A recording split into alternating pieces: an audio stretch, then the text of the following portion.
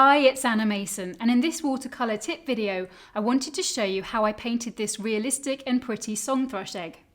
I used only 3 colours for this.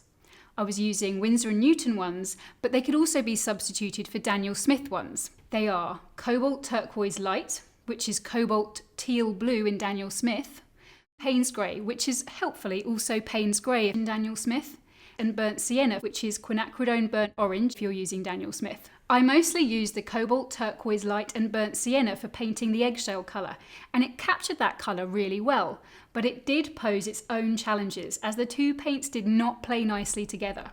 So here I'll show you how I dealt with that to get a great end result. It started off fine as I applied my first watery layer to try to match to the lightest tones in the painting, found at the edges and in the central highlight. And it was okay as I painted a second watery layer on top to mark out and isolate the highlights so that I didn't paint over them later. But next, when I went in and applied the darkest tones in the eggshell colour and was therefore using the paint much thicker, I started to notice that the colours were separating out in the palette. It was even more noticeable as I added a touch more water to work on my midtones.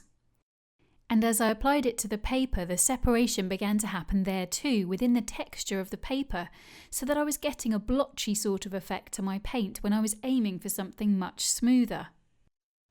The same effect was noticeable as I watered down to work on the lighter midtones.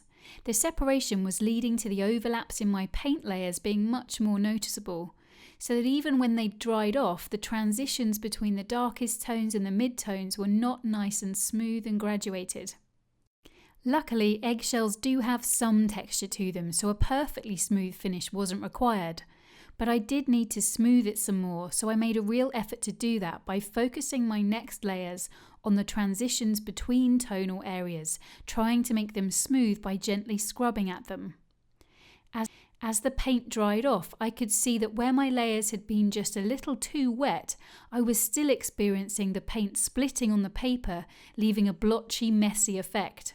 I wasn't going to be defeated though, so key to fixing this was to make sure that the paper was totally dry and then to use minimum paint on my brush to work carefully onto only those areas that needed to be darker, to smooth and even out the colour that way. Having less paint on the brush kept the paper drier, which discouraged the paint separation. After doing the same very carefully with some more watery paint through the mid-tones, I could see that the darkest tones at the bottom needed darkening some more. So I had to go back in with another layer of the thick paint, again making sure that the layer underneath was totally dry and being careful not to have too much paint on my brush at once. And once that was dry, I again had to do a check and fill in any gaps, being careful not to add the layer of paint to the area around the gap. Finally, when I was happy that the result looked smooth enough, I let it totally dry off again before applying the dark spots to the egg, which really helped to give it its form and even distract the eye from any imperfections underneath.